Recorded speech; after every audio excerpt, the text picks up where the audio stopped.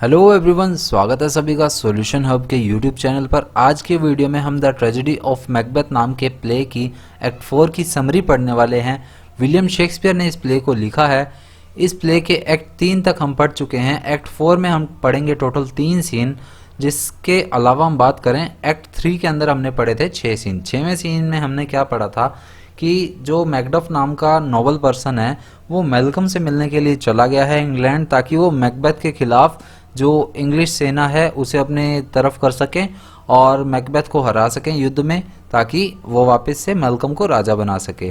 तो इस तरह से एक्ट 3 का एंड हुआ था। एक्ट 4 के अंदर स्टार्टिंग में क्या होता है, 3 डायने आ जाती हैं वापस।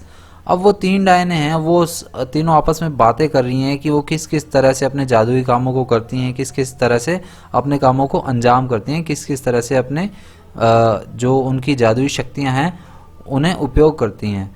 और तभी वहाँ पर जो मैकबेथ नाम का जो बंदा है वो वापस उनसे मिलने के लिए आता है, उसी हीथ के आसपास कहीं चोटी पर। और अब मैकबेथ यहाँ पर डायनो से क्या जानना चाहता है। डायने जो है वो मैकबेथ के भविष्य के डायनो से मैकबेथ अपने भविष्य के बारे में जानने की बहुत इच्छा करता है।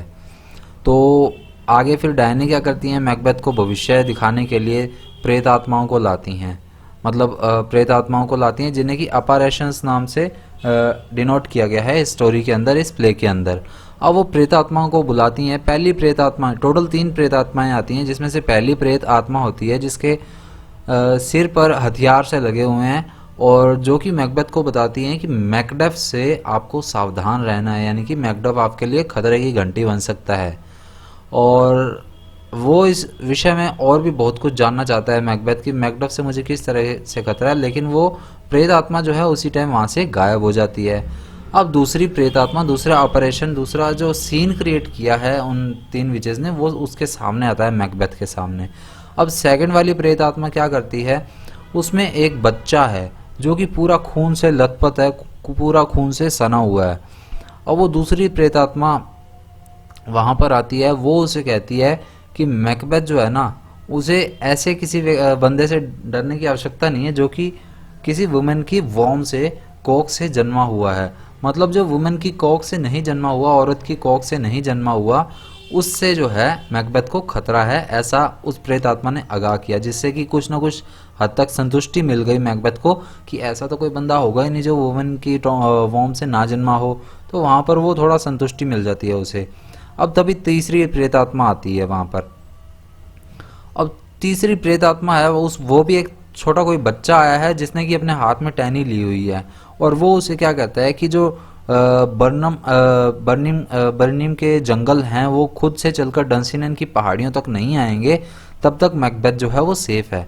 ऐसा कहकर वो भी गायब हो जाती हैं। अब मैकबेथ जो है वो अभी भी संतुष्ट नहीं है, वो जानना चाहता है। और वो क्या जानना चाहता है कि जो बैंको नाम का जो उसका दोस्त था जिसे उसने मारा और एक्ट 3 के सीन 3 के अंदर, तो क्या उसके जो बच्चे हैं वो भी आगे चलकर राजा बनेंगे या नहीं बनेंगे। हालांकि उसे खुद के बच्चों के बारे में पूछना चाहिए, लेकिन उससे ज़्यादा उसे परवाह है कि 3 विचेस ने ऐसी भविष्यवाणी की थी कि इसके बच्चे स्कॉटलैंड के राजा बनेंगे, बैंको के। तो उसे बैंको के बच्चों के बारे में जानना है। तो तभी वहाँ पर एक अपीयरेशन उसे दिखाई देती है, और जिसमें क्या होता है 8 राजा उसमें दिखाई देते हैं, जिसमें कि एंड का जो राजा होता है वो एक शीशा लिए हुए है, एक मिरर है उसके हाथ में, और वो क्या दिखा रहा है, आगे और राजाओं को दिखा रहा है। मतलब एंडलेस राजा वहाँ पर दिखाई दे रहे हैं, जिनके पीछे की बैंकों की जो आत्मा है वो दिखाई दे रही है उसे जाती हुई।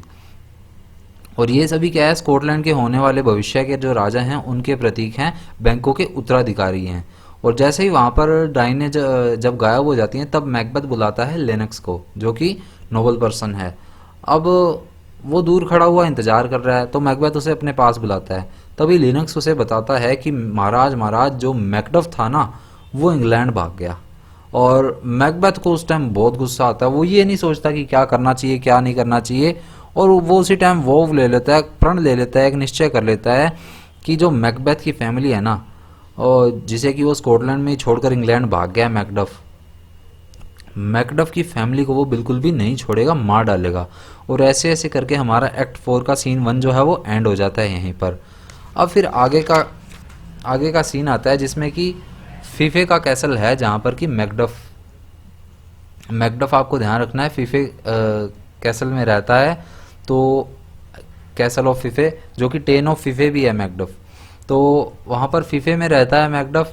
और वहाँ पर रोज जो है वो लेडी मैकडफ, एक तो रोज है और एक है लेडी मैकडफ। अब लेडी मैकडफ जो है वो मैकडफ की वाइफ है, और रोज जो है वो मैंने आपको इंट्रोड्यूस कर दिया था, रोज जो है वो मैकडफ का कजिन है। हालांकि जो मैकबेथ है वो किंग डंकन का कजिन है, लेकिन मैकडफ जो है वो रोज का कजिन है, या रोज और मैकडफ जो है वो आपस में कजिन है, ये आपको ध्यान रखना है। तो मैकडफ के किले में जो है रोज और लेडी मैकबेथ, अब रोज लेडी मैकबेथ को ये विश्वास दिलाने की कोशिश कर रहा है कि उसका पति जो है इंग्लैंड भागकर गया है, उसने जो कदम उठाया वो एकदम सही कदम उठाया है, लेकिन उसे इस बात पर विश्वास नहीं होता, और वो इस बात से काफ़ी डर जाती है कि अब उसके परिवार का क्या होगा, कहीं मैकबेथ जो है उनके परिवार को मार ही ना दे। अब वो रोज़ भी वहाँ पर काफ़ी डर जाता है, और उसी टाइम वो लेडी मैकडफ और उसके छोटे से बच्चे को छोड़कर वहाँ से चला जाता है, अकेला छोड़कर वहाँ से चला जाता है।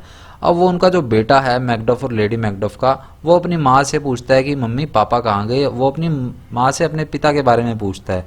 तभी वहाँ पर एक मैसेंजर, एक संदेशवाहक जो है वो भागता हुआ आता है और संदेश देता है उन्हें, लेडी मैकडफ को, कि आपका जो जीवन है वो खतरे में है।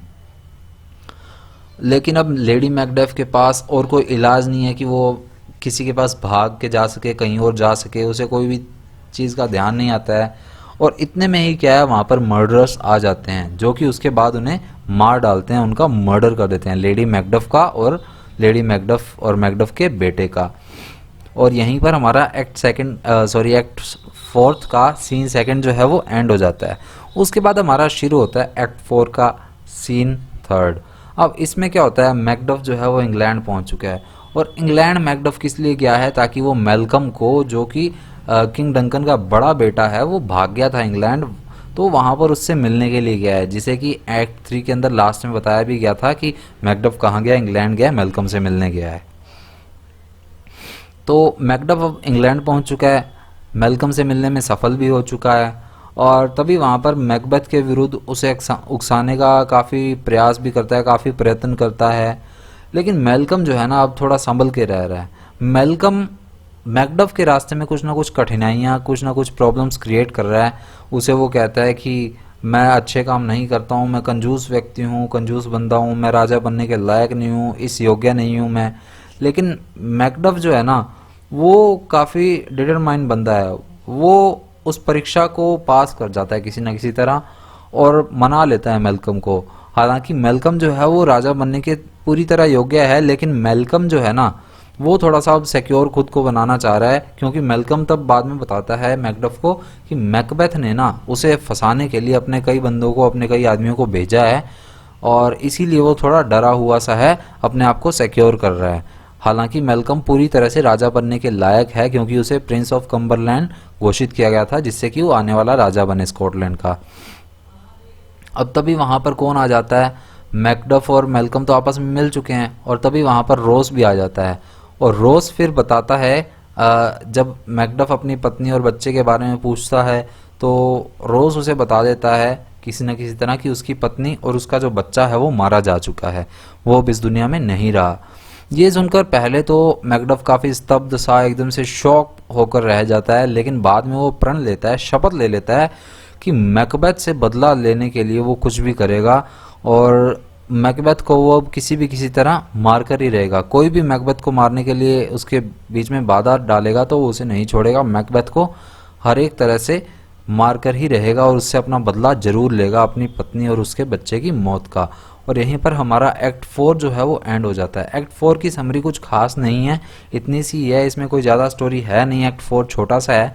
एक्ट 5 भी जो आएगा उसमें 9 सीन होने वाले हैं, हालांकि वो सभी सीन बिल्कुल छोटे छोटे से होंगे।